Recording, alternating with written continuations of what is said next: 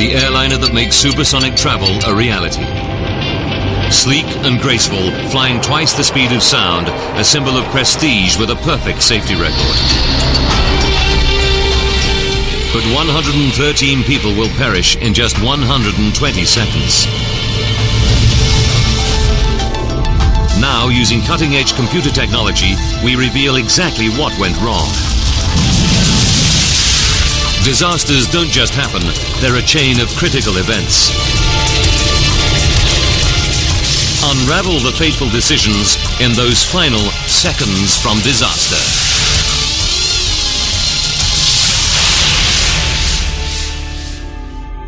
Europe, France, Paris. July 25, 2000. Charles de Gaulle Airport.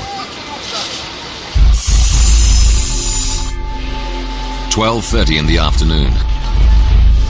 100 men, women and children check in for flight AF4590. They come from all over Germany and are expecting the trip of a lifetime. A dream holiday costing at least £7,000 each. It starts with a supersonic flight on Concorde to New York. Then a luxury cruise in the Caribbean. For Jörg Meyer's father, it's a special treat to celebrate his retirement. He had his 65th birthday in 2000, and he wanted this as a treat for himself and his partner. They both liked to travel, and it always had to be something a bit special. Concorde is a plane like no other, elegant, luxurious, and above all, super fast. Flying at more than 2,200 kilometers per hour, Concorde links North America to London or Paris in 3 3/4 hours. Concorde's unique shape, with a pencil-thin cabin and vast delta wings, enable her to race across the sky at 3 kilometers every 6 seconds. John Hutchinson has flown Concorde for 15 years. Best way of describing it is simply to say that it was a thoroughbred. It was a beautiful, responsive, powerful airplane, like, I don't know, the Kentucky Derby winner, if you like.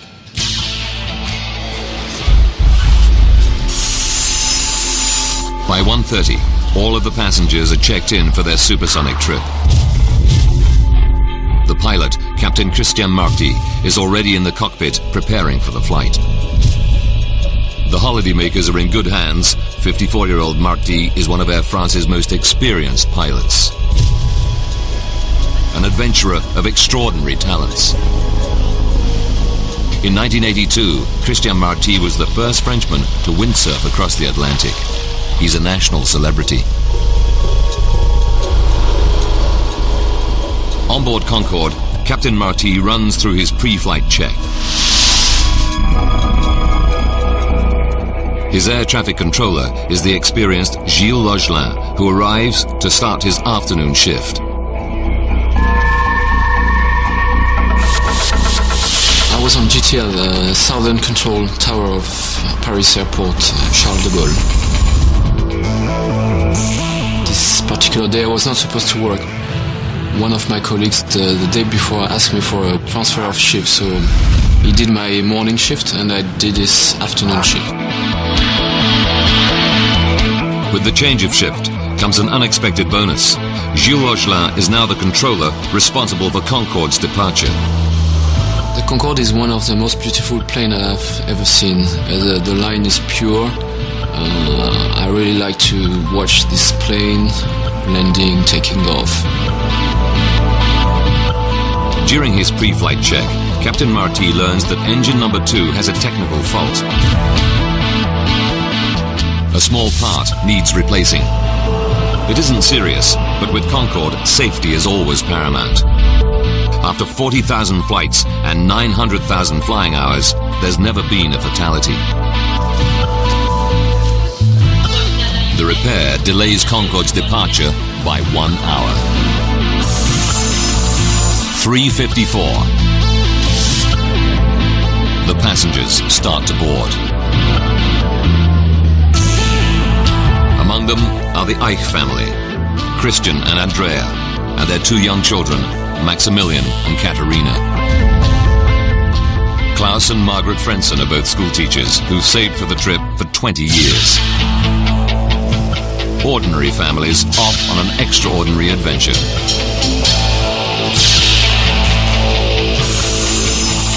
At 4:35 in the afternoon, Concorde is ready to depart. Anticipation on board mounts as the supersonic jet taxis to the runway. In the control tower, Gilles Logelin clears Air France flight 4590 for takeoff on runway 26 right. It's 4:40 in the afternoon. So far, for passengers and crew, everything is normal. Captain Marty lines up the plane at the start of the runway, ready to release the power of Concorde's 4 Rolls-Royce engines. For senior pilot John Hutchinson, a moment like this is always special.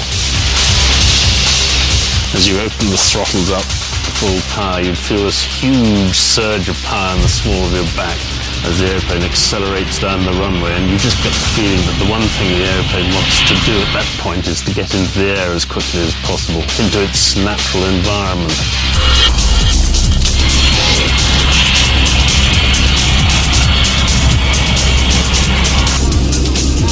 In the control tower, Gilles Logelin monitors the takeoff. I was watching the Concorde gaining power on the runway because it was so nice to see that. It's a very heavy plane, so you know at the beginning is quite slow and then you gain the speed. Concorde accelerates down the 4,000-meter runway. It passes through 320 kilometers per hour. Using computer graphics, we recreate what happens next. For Gilles Logelin, it's a moment of sheer horror. Suddenly, I saw a flame just behind the body of the aircraft.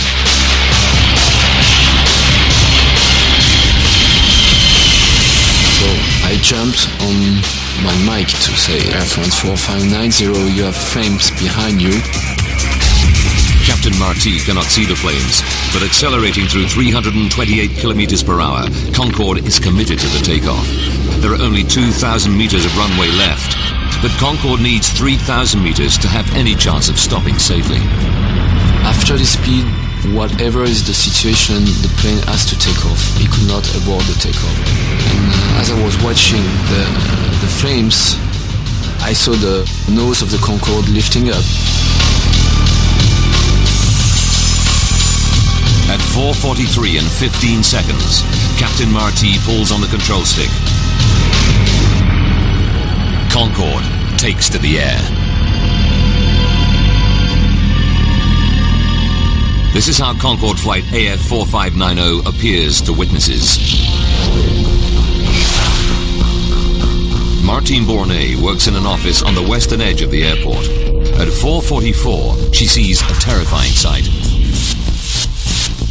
I was looking out of my window and I saw Concorde taking off very slowly with the back of the plane on fire.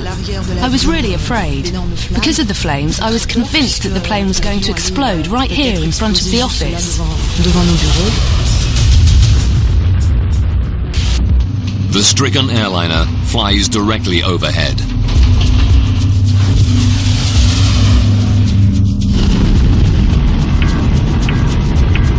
Close by where Martine works, courier Emmanuel Vermignon is driving his van past the end of the runway. When Concorde went over, I had the window open and I was wearing a polo shirt. And I can tell you that the heat the plane was belching out melted parts of my shirt and gave me little blisters. I could really feel the heat on the ground. While Captain Marty struggles with the controls to gain altitude, out of his vision, flames engulf the left wing. The sickening sight is caught on camera by the wife of a truck driver. It is the only video footage ever captured showing Concorde on fire. It'll prove to be a vital link in the investigation.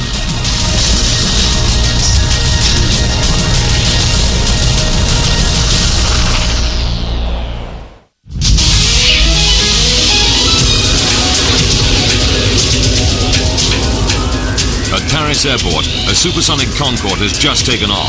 But now the plane is on fire and 109 people on board are facing peril. The next 69 seconds will be critical. 4:43 and 30 seconds. Concorde is struggling to remain in the air. It's only 30 meters off the ground and the crippled plane is on a collision course. The town of Gonesse and its 25,000 people lie directly in its path. Driving towards the petrol station she owns in Gonesse is Christine Turpin. I was returning home when I saw a plane. It was Concorde, with fire coming out of the back of it. I slowed down, and I saw the plane in flames. Captain Marty is running out of options. Concorde's left wing is disintegrating. Businessman Patrick Tess is directly in the plane's path. I was in my office talking to an agency. The window faces the runway, and I was interrupted by an incredible noise. It was Concorde. It was on fire, and it was listing violently.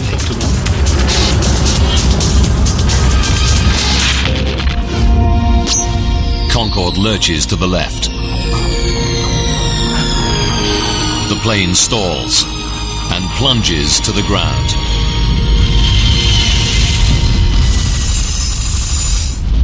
It's 4:45. It's the moment every air traffic controller dreads.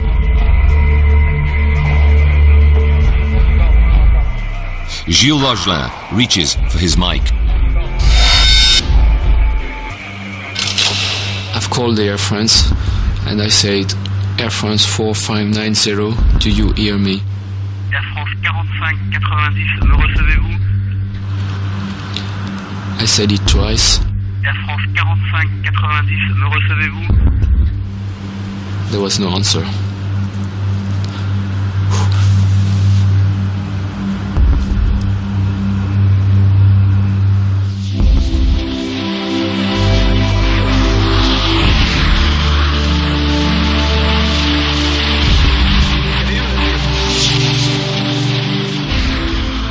The supersonic jet, loaded with fuel and 109 people on board, crashes right on top of a hotel on the outskirts of Gonesse.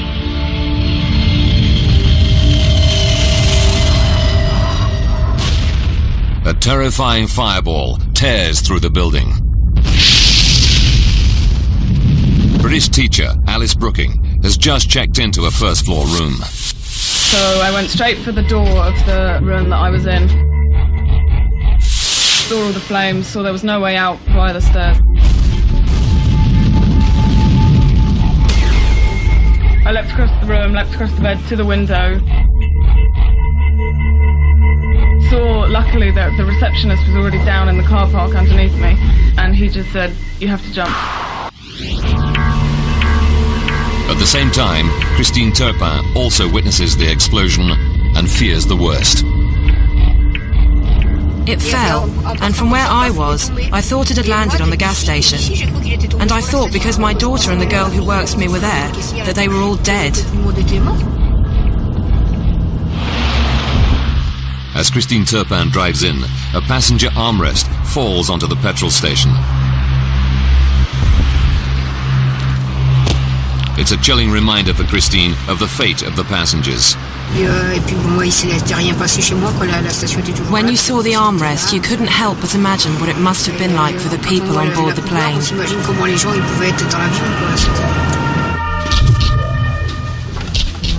Within 8 minutes of the crash, dozens of fire engines and ambulances race to the scene. An appalling tragedy, not just for those on Concorde, but for those in the hotel. Regional Fire Chief Colonel Fabrice Chauvin leads the rescue.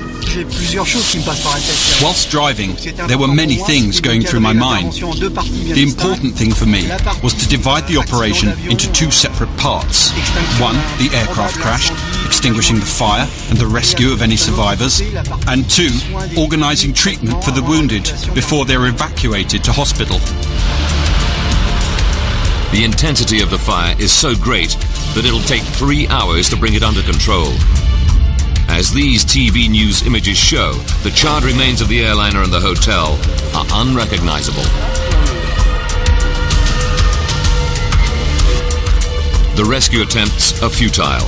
113 people die, 4 from the hotel and 109 passengers and crew in Concorde.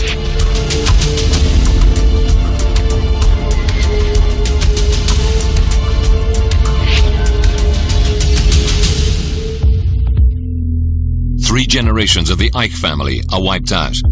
The children's grandparents had wanted to treat the family to a holiday of a lifetime and had booked the Concorde flight.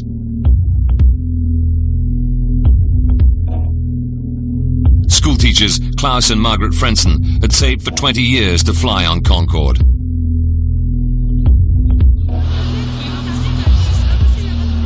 Rescuers begin the gruesome task of pulling the bodies from the crash site.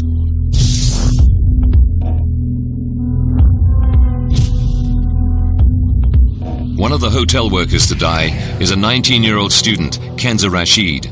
She joined the staff of the Hotelissimo only the day before the crash to earn some holiday money. Another victim is chambermaid Devrani Chandang Singh. She dies leaving behind her 2 children. Most of the bodies are burned beyond recognition, and the forensic pathologists can only identify victims by their dental records.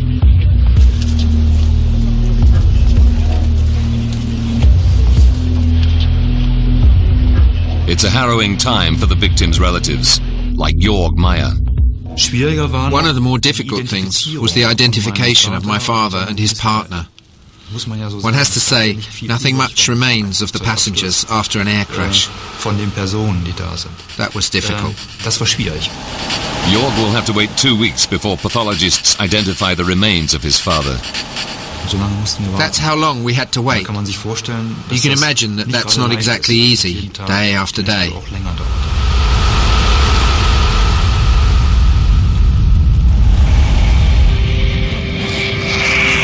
The crash takes everyone by surprise. Concorde, the queen of the skies, the plane that makes supersonic travel a reality, people's dreams come true, had never had a fatal accident. Until this moment. It takes just 120 seconds to shatter that perfect record. Now, by rewinding the events of that fateful day and by going deep into the investigation, we can reveal what really happened. Cutting-edge computer simulation will take us where no camera can go, into the heart of the disaster zone.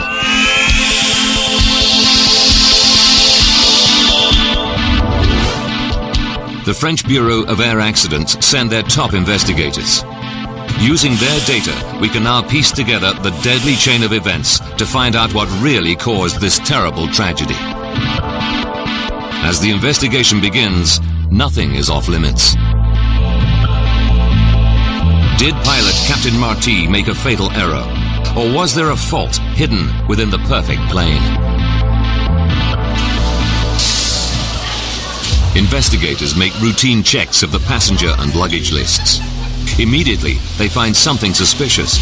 19 pieces of luggage that, according to the loading report, should not have been on the plane. They don't belong to the passengers on flight AF4590. Could a terrorist have smuggled a bomb onto the plane? It wouldn't be the first time. 270 people died in 1988 when terrorists planted a bomb in the luggage that destroyed a Pan Am 747 in the infamous Lockerbie incident.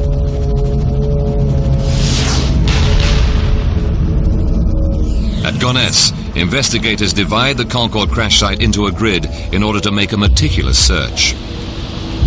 They photograph and tag everything found in each section.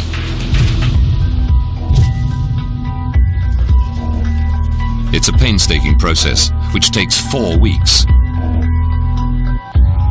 Then, every bit of wreckage is taken away for identification and analysis.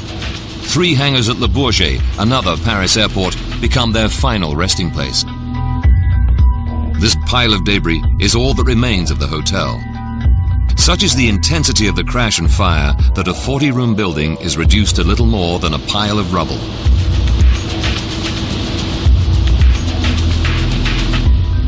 And this is what remains of Concorde.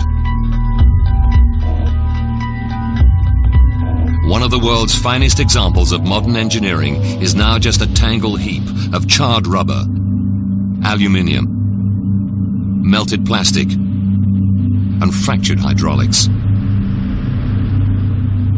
The French investigators separate and identify every fragment. Among these burned remains lie the crucial clues to the cause of Concorde's crash.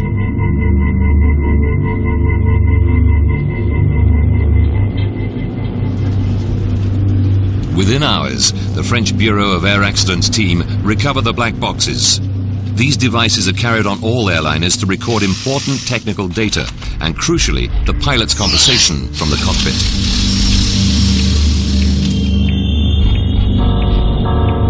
They analyze the black boxes. They hear no sound of an explosion. It's clear to them terrorism is not to blame. The investigators are forced to look for a new lead.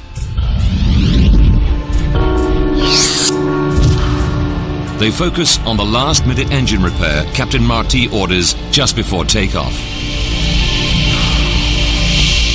They know Concorde returned from New York the previous day with a faulty thrust reverser on engine number 2. Thrust reversers help to slow the planes down after they've landed. Investigators analyze the flight data recorder closely, but find no evidence that a faulty thrust reverser could cause the accident. The pressure to find an answer increases. Until they do, the French authorities ground all Air France Concorde flights. The spotlight is now on the 120 seconds from the start of Concorde's final takeoff. Captain John Hutchinson has flown hundreds of Concorde takeoffs. Now, once you've lined up on the runway, the captain will then punch on the stopwatch and open the throttles fully. The captain's job is to keep straight down the runway. The co-pilot's job is to do the speed calls. And the flight engineer is sitting there and he's monitoring all the instruments. In particular, this bank of instruments here, which are the engine instruments. Data from the black boxes makes it clear that everything is normal until Concorde reaches 323 kilometers per hour. Concorde is now only 79 seconds from disaster.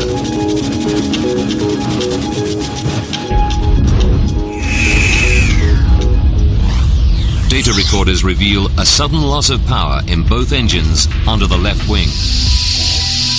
Immediately, the black box picks up the dramatic warning from the control tower. Air France 4590, you have planes behind you.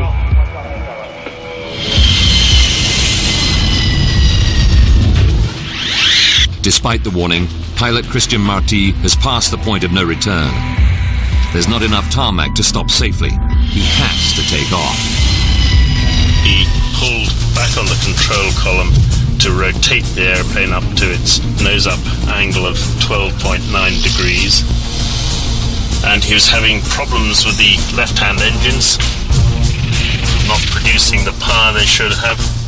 And he had been working very hard, trying to control the airplane, trying to get speed. But of course he was being overwhelmed by these problems on the left-hand engines. The engines become the new focus of the investigation. Why did they lose power at such a critical time?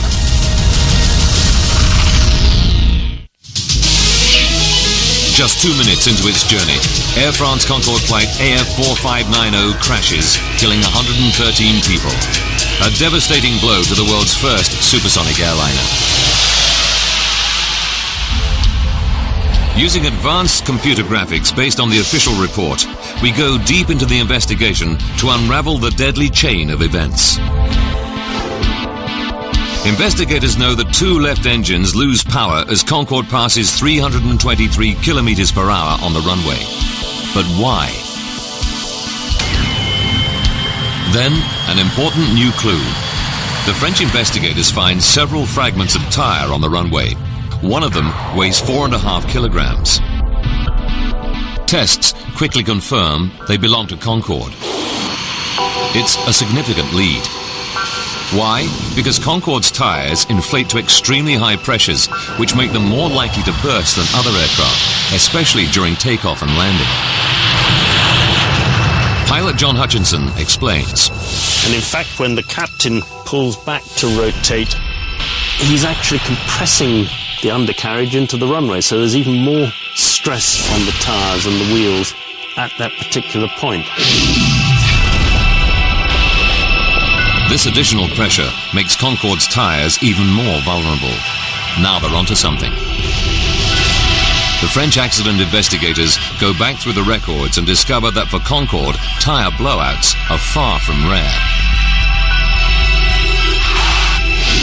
They identify over 50 cases of tire burst on takeoff and landing over 24 years.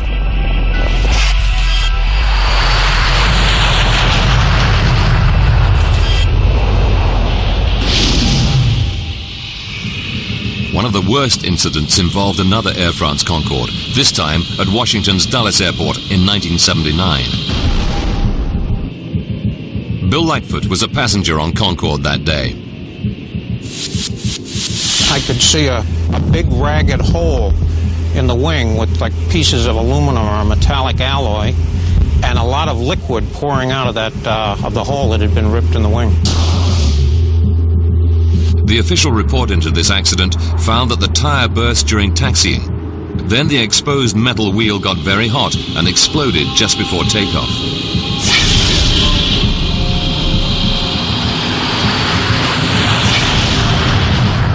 The plane took off, but 20 minutes later returned safely to the ground. The plane survived this scare, but it caused a major overhaul of tire safety. Concorde engineers installed sensors to detect underinflated tires, modified inspection procedures for wheels before every flight, and most importantly, as aviation expert David Learmont explains, developed stronger tires that can carry twice their normal load. The requirement was that in test flights you should be able to have a complete tyre blowout during the takeoff run, and that you should be able to complete the takeoff with no tyres left. And that is what the wheels subsequently were, and never again did a wheel fail. That is, until 18 years later in Paris, when something goes very wrong. Despite all the safety measures, one of Concorde's tires explodes in fragments. Investigators dig deeper. They re-examine all the debris found on the runway and then make the most important discovery of the investigation. This 43-centimeter mystery strip of metal. When you match the 43-centimeter strip of metal to the damage on Concorde's tire, it's a perfect fit. Suddenly, the whole inquiry now depends on the source of this metal. Where did it come from? It takes 5 weeks of painstaking detective work, comparing it to the thousands of parts that make up aircraft. Then, a breakthrough. They discover the metal strip comes from the engine mounting of a DC-10.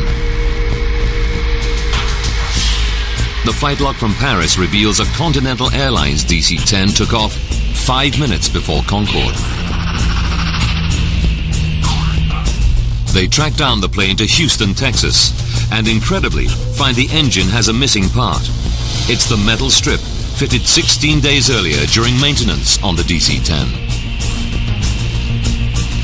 When David Learmount first sees the photographs of the strip of metal, he's astonished. It had really rough edges, and this was not just rough edges because Concorde had run over it.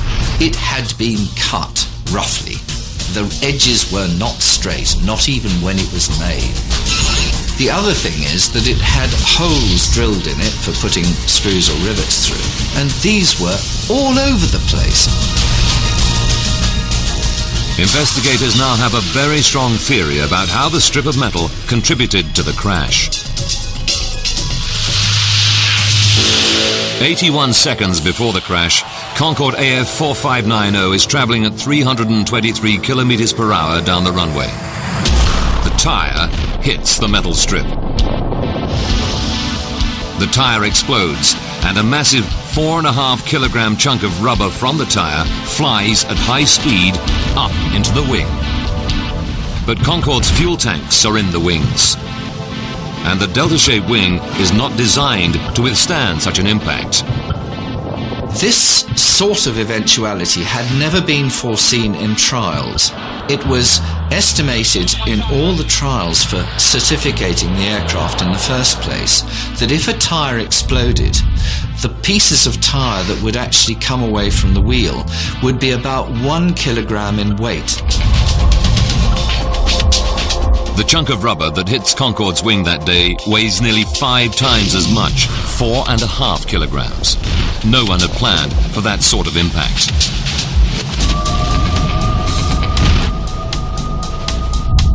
What's more, you can match the large rubber fragment of the tire with a dent on the wing. But surprisingly, the wing is not punctured at that point. So, if the heavy chunk of rubber hadn't punctured the wing, what made the fuel leak out? The piece of tire which actually hit the wing and did the damage was so big and so flat that although it was so heavy, it didn't go through the wing at all.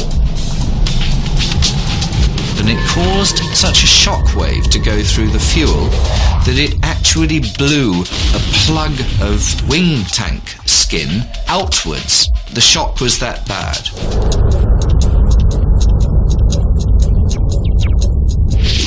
When the rubber chunk hits the wing, it sets off a pressure wave which finds the weakest joint in the fuel tank. The fuel bursts out of the tank. 75 litres of fuel pour into the engine every second. But even fuel gushing over the engine needs a spark to ignite. Where did the spark come from?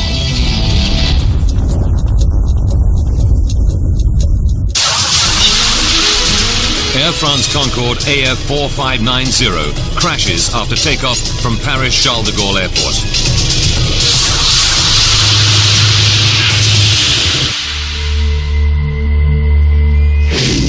Our graphics can simulate a virtual camera on the runway to reveal the cause of the accident.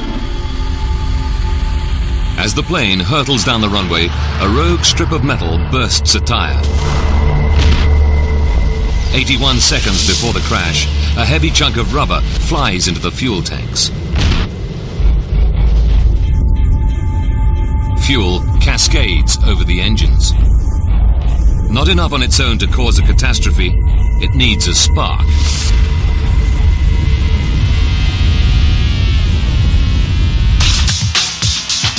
From the cockpit voice recorder, we know that the pilots have trouble with the landing gear on takeoff.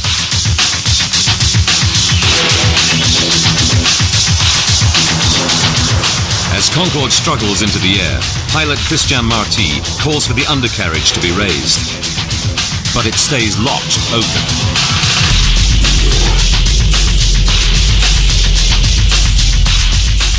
The only video footage ever taken of the doomed flight provides further evidence.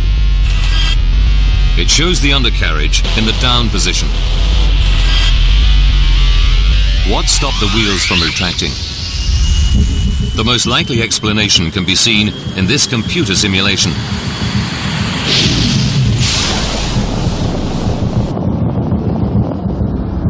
Shrapnel from the burst tire flies up into the landing gear bay, where it severs power cables.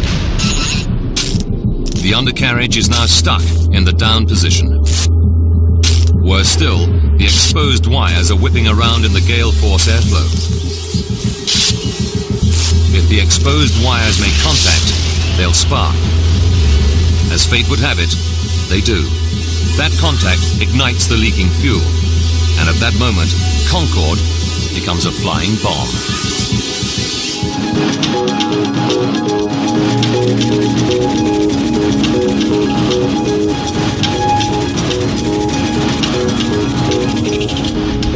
We can now tell you what it must have been like for Captain Marty in the cockpit. From the pilot's seat, he can't see the flames. All he knows is that Concorde is losing power in engine number 2 just at the moment of takeoff. 1 second later, the control tower alerts him to the fire. Air France 4590, you have flames behind you. Computer graphics show how Concorde would have looked. Now, to make matters even worse for Captain Marty, the number 1 engine is losing power as well.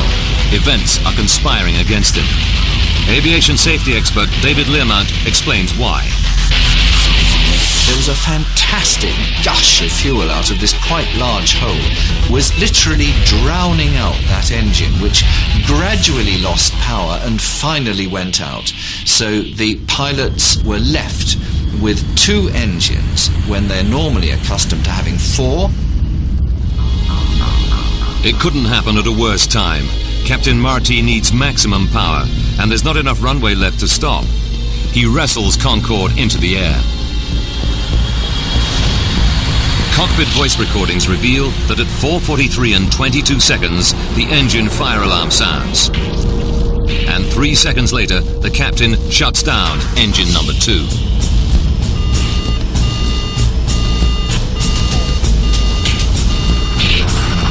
The drill for a fire warning is that you shut the engine down and cut off the supply of fuel to it to try and then fire the fire extinguisher for that engine to try and put the fire out. Concorde is now 53 seconds from disaster.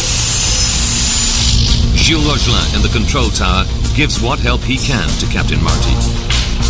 Do as you wish. You have priority to return to the field. But at 60 meters, Concorde is too low to turn around.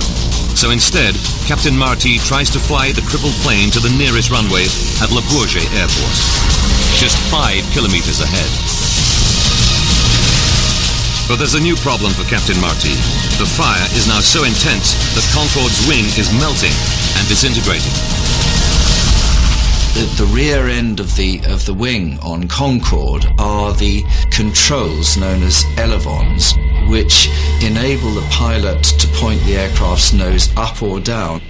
The fire was so fierce that the rear structure of the aircraft was being virtually evaporated. The pilot's essential controls were being destroyed. At the same time, the toilet smoke alarms are heard on the voice recorders. For the passengers, fumes in the cabin make conditions unbearable. Concorde is now 49 seconds from disaster.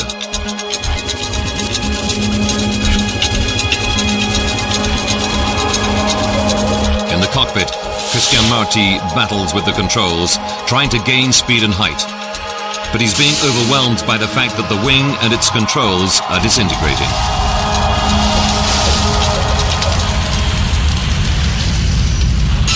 "33 seconds. The engine fire alarm sounds again and remains on for the duration of the flight. Captain Marty runs out of options. Even the runway at Le Bourget, now only 3 kilometers away, is out of reach. With just 11 seconds left, the control tower hears Christian Marty's final words. Too late. No time.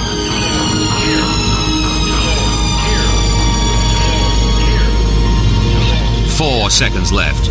The plane dips below 15 meters.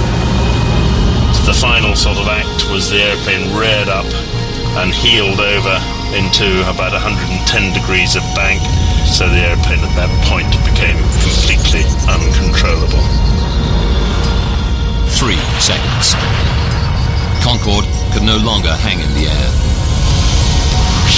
It stalls and begins to roll leftwards. A hotel lies directly beneath. The plane is about to come down.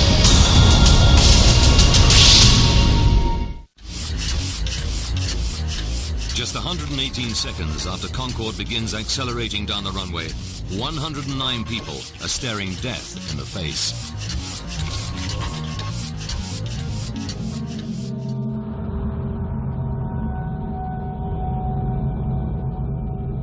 Two seconds later, Concorde crashes into an airport hotel.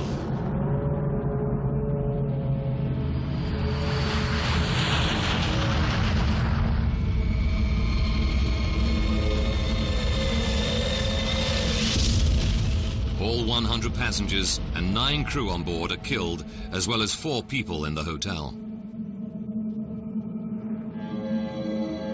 Air traffic controller Gilles Logelin started Concorde on its fateful flight, and he is a witness to those terrifying final seconds. I knew that everything was finished.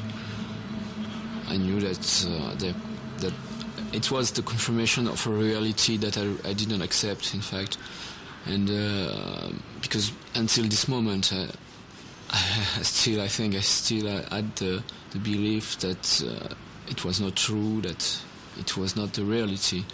So it gave me the point. I think it gave me the reality that it was over, that what could not happen has happened, that it was a real crash. Concorde, the world's only successful supersonic airliner, has its perfect 25-year safety record destroyed in just 120 seconds. It's a crash of unimaginable horror. The passengers had only a few seconds to prepare for death. Lawyer Christoph Wellens speaks for the victims. I think the passengers realized early on that something was wrong with the aircraft. The plane didn't climb. Then a wing caught fire. It flew at low altitude just above the ground. Then the plane started turning over. I think the passengers knew very early on that something terrible was about to happen, and that they must have been preparing to die. 2 days later, relatives are allowed to lay flowers at the crash site.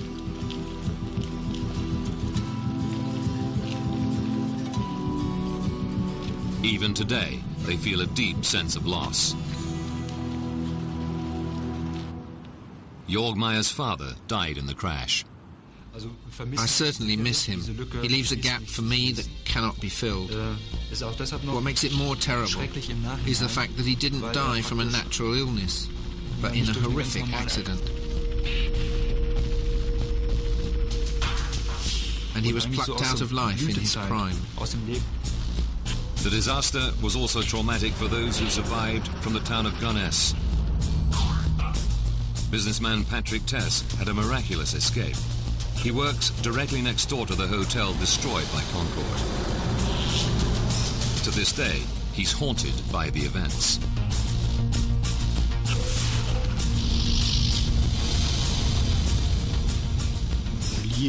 Well, of course the crash had an effect on me. You can't remain unaffected by it.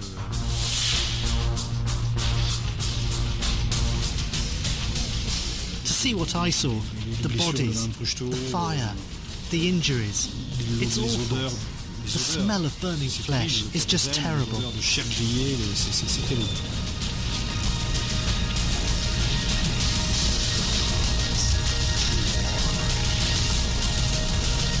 For Concorde, the Paris disaster is the beginning of the end. 3 weeks after the crash, all Concorde flights are grounded. Air France and British Airways, the 2 airlines that fly Concorde, have to make major safety modifications. Tires are strengthened so that they remain functional even when punctured by a 30-centimeter blade. Engineers encase the fuel tanks with bulletproof Kevlar liners to resist puncture. And electrical harnesses in the main landing gear bays are reinforced.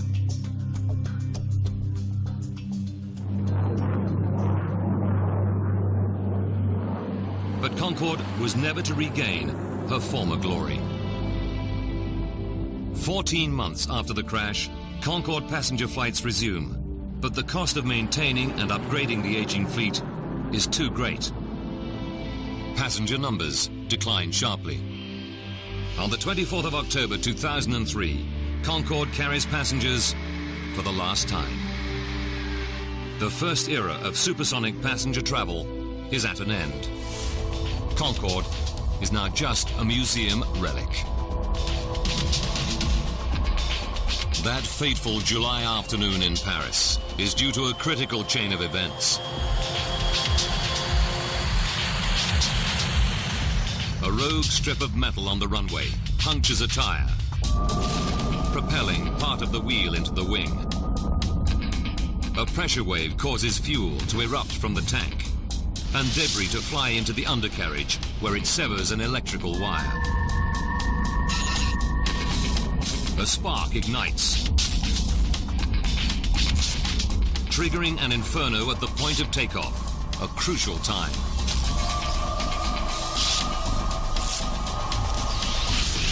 From then on, Concorde is doomed.